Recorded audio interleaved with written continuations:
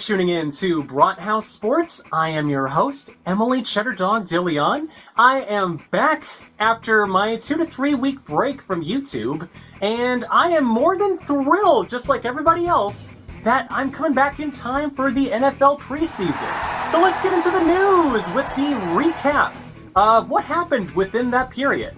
I mentioned it before in my first episode of Brathouse Sports that the Cleveland Browns will add an alternate helmet, and that is exactly what was rumored. On July 18th, the Browns unveiled a white helmet that will be worn with their 1946 throwbacks for 3 games. Opinions on this have ranged between positive and negative, with the cons being that fans either want a brown helmet or a plain white helmet to be historically accurate. Honestly, I like the faux back look that the Browns are going with these. The brown face mask and brown-orange-brown stripe also ties it in to give it that modern edge. These helmets will make their debut in Week 2 against the Pittsburgh Steelers. For the first time in post-1999 Browns history, the team will have a player inducted into the Pro Football Hall of Fame. Former Browns left tackle Joe Thomas will be inducted into Canton this Saturday. On July 13th, the Hall of Fame posted on X, Elon Musk for changing Twitter's name to X, a video of the new exhibit celebrating the 2023 class and featured their display for Joe Thomas, which unfortunately includes a 2015 to 2017 era Browns jersey. Despite that, I do have fond memories of seeing the same jersey when I was at the Pro Football Hall of Fame back in 2018. Otherwise, I see that Browns fans should have no reason to complain, as this will be amazing to see that a Cleveland Brown will be enshrined for the first time in 25 years. The DeAndre Hopkins free agency arc has ended. The former Texans and Cardinals wide receiver has signed a 2-year, $26 million deal with the Tennessee Titans. Back in May, the Cardinals released DeAndre Hopkins after failing to secure a trade.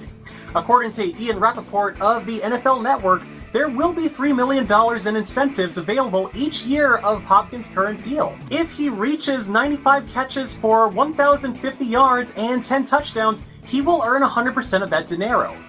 I will say, however, that despite this, Hopkins is joining a team that is viewed as a wide receiver retirement home, in that it's a place for those past their prime. A scare happened last week Thursday at the Cincinnati Bengals training camp as quarterback Joe Burrow was carted off the field following a non-contact injury while scrambling with the ball.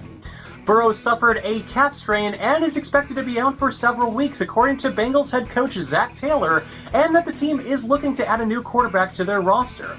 If Joe Burrow is hypothetically out for the season, it will change the landscape of the AFC North, and the Bengals' winning percentage in the team's wins it could drop from 10.1 games down to 7.8, with the Bengals taking a projected free fall from first down to fourth in the AFC North. I am a Browns fan, but the only thing I will ask is that Joe Burrow makes a full recovery and doesn't push himself. There have been a few roster moves made during my break, and I'll do my best to sum it up. The most notable release to address is defensive tackle Perrion Winfrey on July 19th following an aggravated battery incident. Winfrey is known for his off-field legal issues. On July 6th, the Browns waived center Dawson Deaton with an injury designation and replaced him by signing 2020 draft pick Thacarius Keys. Keaton was a 7th-round, 246th pick for the Browns last year, who spent most of his tenure on injured reserve. Keys, just like Deaton, is also a 7th-round pick, but has been on 5 practice squads and had some playing time with the Kansas City Chiefs, Indianapolis Colts, and Chicago Bears. It's safe to believe that Jimmy and Dee Haslam are not going to repeat what Art Modell did to the Browns, in that they won't relocate him to a new market. However, one does have to ask if they will stay in Cleveland city limits. In a press conference on July 25th, Jimmy Haslam has stated, "Our preference is to be on the lakefront, but we've got to see how things play out. It will be fluid and there will be bumps in the road, and it may be different in 3 months than it is now." A new stadium has been mentioned, and one suggestion was to refit a dome onto Cleveland Browns Stadium. What is on the mind right now has been a mixed-use development and a land bridge project alongside the lakefront. Right now, the current focus has been on renovations. It's playoffs or bust for the Cleveland Browns, and head coach Kevin Stefanski's job might be on the line. Most sports pundits are pessimistic about the Browns' playoff chances, but USA Today's Nate Davis has predicted the Browns to win 10 games this year, but will just fall shy of the playoffs. To summarize, Deshaun Watson is depended on to revert back to his Pro Bowl form. Elijah Moore and David Bell should become dependable receivers, and the threat Myles Garrett and now za'darius Smith could bring to the defensive line.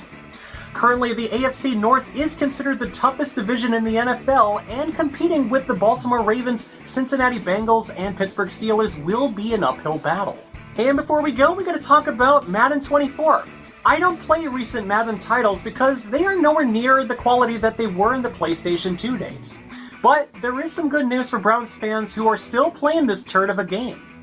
Running back Nick Chubb is the best at his position in this year's edition of Madden with a 97 overall rating. This is fitting because many in the NFL regard him as the best running back in the league. Left guard Joel Bitonio has also been given a 92 overall and is the Browns' best offensive lineman in the game. Other top 5 players on the Browns roster in the upcoming Madden title include Myles Garrett at 98 overall, Amari Cooper at 91 overall, and Denzel Ward at 88 overall. The Browns as a whole ranks 87 overall in the game. And thank you again for tuning in to Brathouse Sports. I am your host, Emily Cheddardog DeLeon. Please like and subscribe and turn on the notification bell, as I would greatly appreciate it. It's how you can find more of my videos and help me get through the algorithms as well.